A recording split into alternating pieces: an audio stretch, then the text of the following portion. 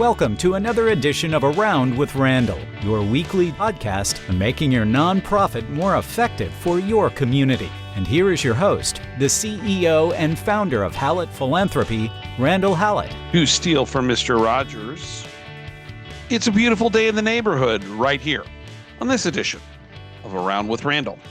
Today we hop back into our thought process of philanthropy, having taken a step this last time to look at another great philanthropist. And today I want to talk more about some of the changes that are coming, particularly in healthcare, but I'm seeing it in a few other organizations as well, regarding governance structure and what that's going to mean to those of us who are kind of on the philanthropic side.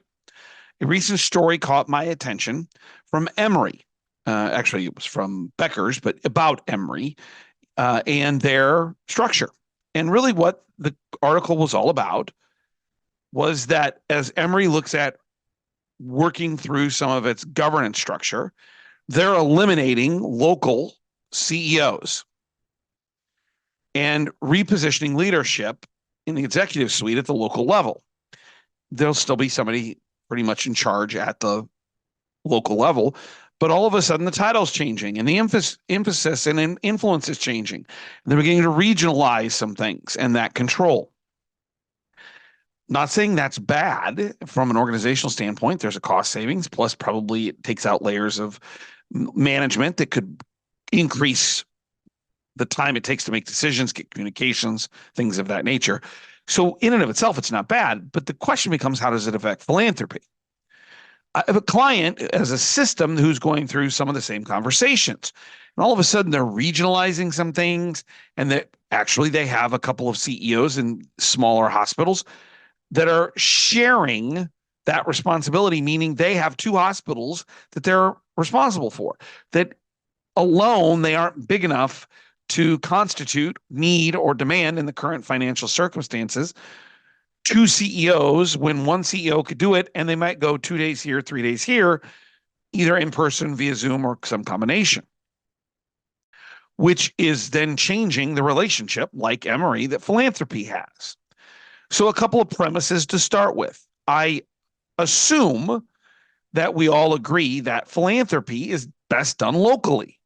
It doesn't mean that we don't have, if we're a healthcare system, or if we're sharing, if we're social service. I've seen the Boys and Girls Club do this. Like, we're going to merge two clubs. They're going to have two locations, but one governance or leadership structure.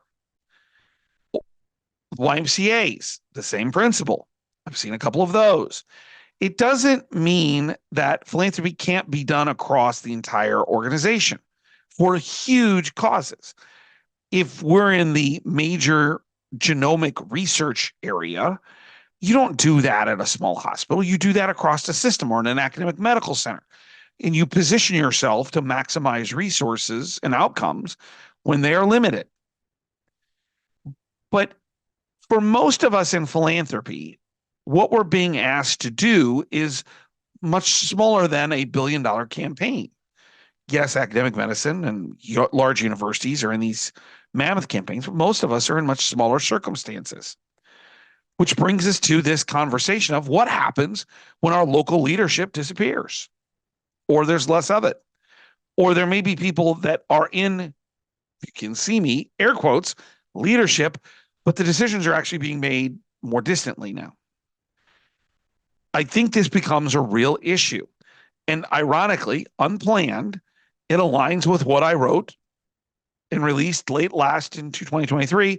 So I hold it up on video about my book, Vibrant Vulnerability, about this idea of what we should be doing to integrate into the decision-making process. This one is about healthcare, but you could substitute healthcare for other things.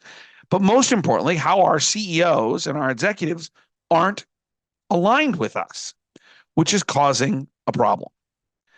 And really what I want to spend some time talking about is, what are we going to do about this? So the problem becomes very evidently and obvious.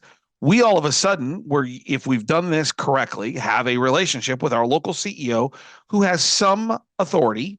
If you're a part of a system or a larger organization, maybe not as much as you'd like, to make decisions on strategic initiatives, what we're going to invest in, how we budget, things of that nature. All of a sudden, if you remove the CEO and they are regionalized, while there may be a chief operating officer or someone else with a title, the power is being removed locally, where that organization is now making those strategic initiative decisions, those budgetary decisions over here, away from you. And you all of a sudden don't have as much influence as you would like or want when it comes to where philanthropy fits into this larger perspective. And that's a problem, at least for some. There are a number of people, and I'm sure those listening to this aren't any of these, who just want to be left alone and go raise money from the golf tournament and a few grant applications. Nobody really asks them any questions and they just do their job. They're not pushing the envelope. Well, that's not what my book's about. I mean, when we think about my book and what I talk about, it's truly about how do we ingrain philanthropy into the executive suite and really making them more responsible for it. So the tactical today is to take some pieces from the book as this new kind of moment occurs and seeing if we can figure it out. So let me start with the broad, and then we'll get to the very tactical. 7 things I think you can do and should do. Number one, overall, number 1 and number 2, A and B, whatever you want to say, is this is going to require more effort, more strategic thought. If you want to be a difference maker, you're going to have to think about it differently. I have a good friend, colleague, a client who is really good at his job. But I don't think the system, the organization, understands the value that he delivers if he was given more access, authority, involvement. And what's interesting is amongst the best leaders I work with, and he's I think exemplifies it at the highest level, but I've got 1 or 2 others that are kind of in a similar boat. They're not quite in the same kind of destination he is because he's been dealing with this for a number of years. Great leaders aren't satisfied with just sitting around and doing nothing. They just aren't. And that if they can't feel and know that their impact is making a difference, eventually good leaders will go find a place that they can do that. And that's kind of where my friend's at. And I got 2 others that are clients and friends who are kind of moving in that direction. Like, what is the organization doing? So what I counsel all 3 of them on is politically smart without making accusations or causing such disruption that you become a problem rather than an asset. Is you have to challenge the status quo respectfully, in a very positive way, without casting aspersions of people or the organization, making people feel like they are stupid or dumb or they don't understand. But that's really what I get paid for, but frankly, I like about my job. I challenge status quo. I make people feel uncomfortable. Some people react to it negatively. That's okay. Some react to it like, oh, this is interesting. Those are the ones I love working with. What I know about all of this is that if you're listening to this and you're looking at your organization, and let's say maybe you haven't had a governance change or structural change, organizational change, but you're still, these 7 things are going to apply to you, and you're not willing to do them, then the question I have for you is, then why are you doing what you're doing? The answer may be a paycheck. That may be fine. But for a lot of people, it's not. They want, in the short time they have on this earth, even shorter time that they have professionally, and even a shorter time that they have as a leader inside the profession, as a part of their life, to change what's going on. And as Emory goes through this and my client goes through this in terms of their regional leadership, what I'm pushing on is to say, what are you going to do about it? Respectfully, positively. Just sitting there is not going to help anything. So what are the 7 things I would recommend if I was advising philanthropy at Emory, or as I do with my client who's kind of looking at restructuring, or with the other 2 clients that I'm actually having this conversation with? What am I telling them? Well, the first thing is that the most important aspect is you've got to push into strategic planning conversations. Sometimes they're formalized. There's a committee. Sometimes if it's a small enough organization, it's just the executive committee of the hospital or the executive team. But if you're not at the table as they're thinking and talking about strategy, then you are so far behind the curve, it's almost impossible to keep up. If you have to beg to get in that room, you need to do so. If you're the chief development officer, I'm not talking about the coordinator for the annual fund. They're not necessarily need to be in the strategic planning of the hospital, the university, the YMCA or wherever, or Make-A-Wish. Doesn't make a difference what nonprofit. But if you're the chief development officer, chief philanthropy officer, whatever else title you carry, you're not in that room. You got to go beg, fight, because that's where the decisions are made. And it may be a lot less strategy right now as finances and some nonprofits is a little bit of a challenge, just decisions on budget, because that is strategy. If you choose to cut part of the budget, that's a strategic decision because that's going to have an effect. The other thing that I appreciate, I heard this discussed in Orlando at the Association for Healthcare Philanthropy conference. And then obviously my book talks about environment vulnerability, is you have an onus to be incredibly well informed about the organization and the industry in which you serve, if you're the chief development officer or if you aspire to be one. If you're in healthcare, you can't just say, well, the CMO is using all these acronyms and I don't know what they mean. And I don't understand what DRGs are, and I don't understand the financial situation of the hospital or how they get their money. You can't answer it that way. Or if you're in a YMCA, the balance between membership and donations, and certainly the clubs that go along and where they market, you have to know those things. You cannot be an active partner in strategic vision planning, even if it's just budgeting, looking forward for a year or two, if you don't know what the organization does. Do you have to know it as well as the CFO or the COO? No. But you darn well should know it about 60% of that. When I came into healthcare from education at the Nebraska Medical Center, one of the things I take, and I mentioned this in my book, that I'm so appreciative of is Glenn Fosdick and my boss, the CEO, for giving me, in some ways almost forcing me, wisely so, to learn about the organization beyond philanthropy, sitting on the executive team, sitting on strategic planning, where I am forced into these acronyms and financial models I'd never been exposed to. When we started moving philanthropy in a positive way, all of that background information was incredibly helpful to me to articulate in their language what I was trying to help them achieve. So your first responsibility is to know about the organization and the industry. If that means you need to do some homework, if that means you need to take an online class, if that means you need to find YouTube videos of people, and my gosh, I don't care where you are and what area of nonprofit sector you work in. There's plenty of free education. Yes, you may have to do it after the kids go to bed. Yes, you may have to go in early and do it before everyone shows up to work. Yes, you may have to work on the weekends. But at the end of the day, it's your responsibility.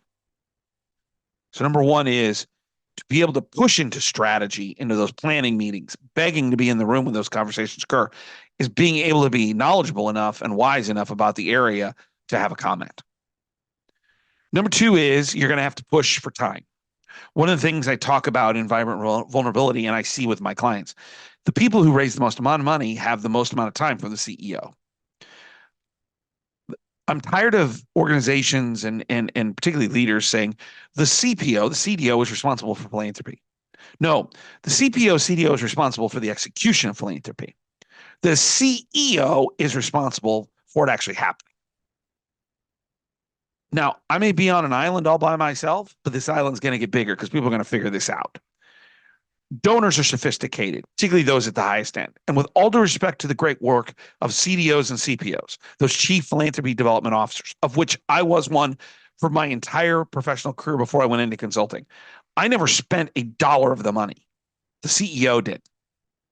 Whether that was the president of the school, the chancellor of the school, the CEO of the hospital, the CEO of the YMCA, or whatever nonprofit you're affiliated with or know of. which means our time with them is valuable. And not just our time with them in the organization, but our time in getting them out into the community.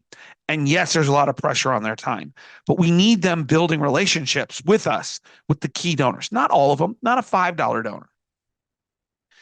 If your CEO isn't spending off non-solicitation time with, if they're not spending time with the top 3 to 5% of your donors, the people who are going to move the needle, then what I would tell you is you're not raising enough money. You're not fighting for enough time.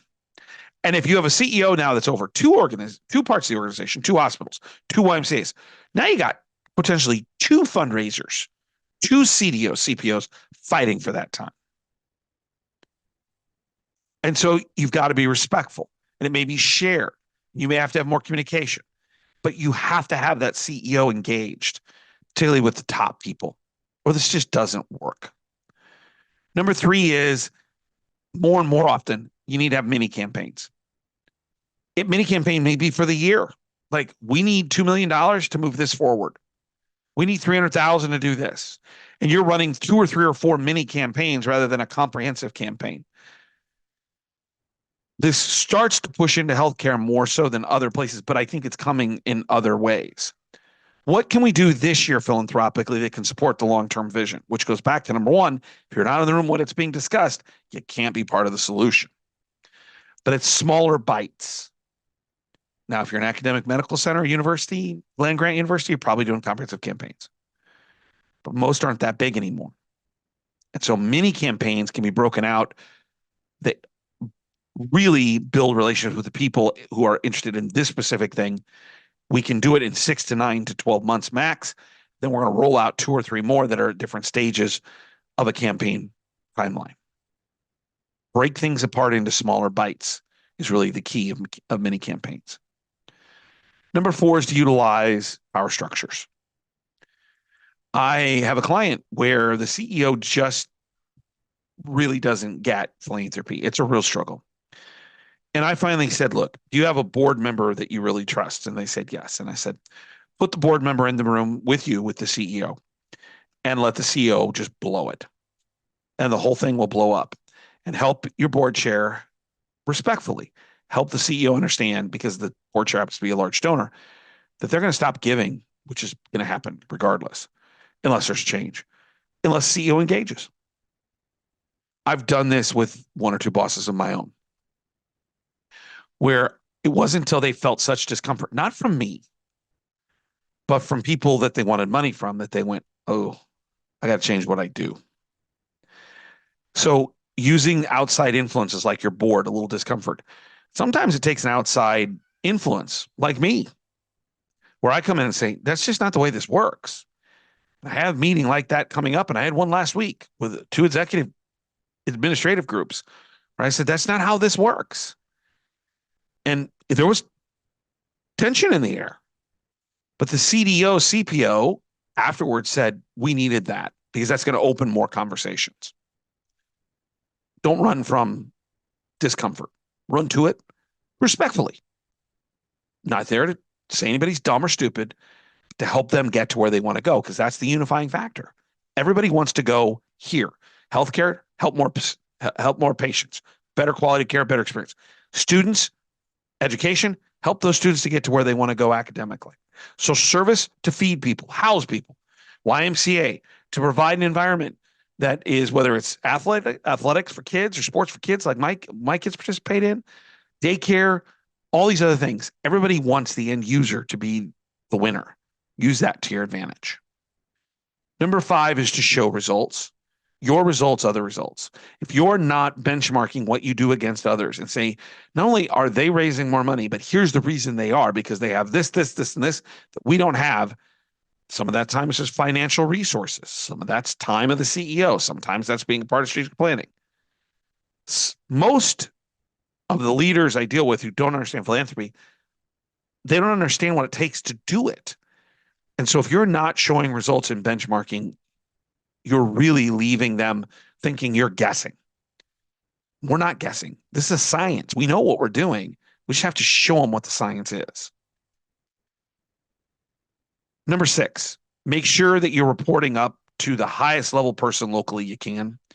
If you're not reporting to that CEO or that, and I've got a number of organizations where the chief philanthropy officer is reporting to a layer or two down from the CEO, and I go, your fundraising's dead. You can do golf tournaments, you can raise a little money here or there, but at the end of the day, it's the CEO. I've got a client who's going through some financial issues, like a lot of nonprofits, and they had an event, and we worked together, and really she did most of the work, but she put her CEO up in front of 345 people at this event and said, I want to be honest with you as to why we're here and what we're doing and why you're important. And I want to let you ask any question you want about what we're going through. Then the CFO came up right behind them and said, I want to talk to you about the finances of it. They quadrupled the amount of money they raised just because they had someone else other than the CPO engaging with their donors. You can't do that if you're reporting 3 levels down. Donors want to see, hear, and feel the leader. As much as I love chief development officers and chief philanthropy officers, that ain't the leader. It's the CEO that's the leader. Number 7, get closer to the CFO. I read an article here recently that more and more organizations are turning to CFOs to become CEOs. I'm not sure I think that's a great idea because it becomes too much about finance and not about strategic vision and growth. But there are always exceptions. One is which is in my book, Sue Anderson out in Marion Medical Center out in Santa Maria, California. She's a phenomenal CEO, engaging in the community. That's why I interviewed her for the book, because she has a unique perspective coming from finance, but understanding community relations. What I would tell you is that your ability to get to the CFO may get you into the room for strategic planning, may get you a better understanding of the organization, may lead to better understanding how many campaigns can support the budget. I don't think CFOs like philanthropy because they can't control it quite as often. They don't understand it. They can't tell the donor where the money goes if the donor doesn't want to give it. They're used to having more autonomy. They're much different than we are. They're more on the conservative side where we kind of push the envelope. At the end of the day, they're still in control of the money. So you're going to have to build a better relationship. And I regret that in one of the jobs I had. I was not on the best of terms with my CFO. And we were equals. We both reported to the CEO. And frankly, at times it caused some issues. Part of that's my problem or my responsibility. He didn't help matters. But at the end of the day, I have responsibility to be a great partner for whoever wants to show up to move the organization forward. And philanthropy is the area in which I do that. And I hope you can think about that a little bit as well. So push into that strategic planning process and your ability to learn about the organization whole so you have a valuable input into that. Push for time for the CEO, not just about asking, but about engaging and listening to communications.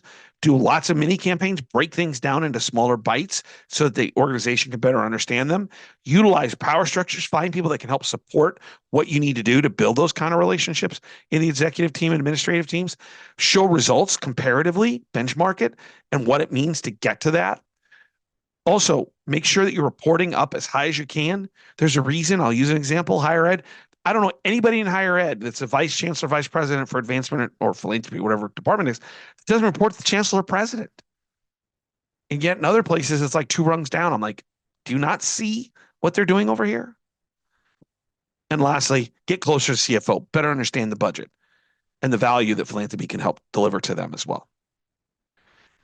If we're not pushing in, if we're not challenging the status quo and it's not where we want it, then we get no better results. And at the end of the day, that's bad for the nonprofit. It's bad for philanthropy. It's bad for our donors. It's bad for our community. That's why we have to sometimes push a little more than what we really want to, because it's the right thing to do. Don't forget, check out the blogs. More and more, I'm getting comments about them. I appreciate that greatly. 2 a week, 90 seconds, you get an RS feed right to you. Not a problem. And if you want more information or want to talk or have a comment about this podcast, just email me at podcast@philanthropy.com. I think 2024, the importance of philanthropy is going to become more and more illuminated. And the question is who are the leaders that are going to step up to do the work? And I hope you know the value you bring, whether you are the CPO or you're an aspiring CPO, you're a gift officer, you're just somewhere else in the organization philanthropically. that you play a critical role in the organization's success and to help the people that your mission articulates that you're supposed to be helping. Don't forget, some people make things happen. Some people watch things happen. Then there are those who wondered what happened. Philanthropy is made up of people making things happen, and the people and things that are wondering what happened. And that's a great professional life. Hope you know that. Hope you feel that. Hope you can embrace that. I'll look forward to seeing you next time, right back here on the next edition of Around with Rand. Don't forget, make it a great day.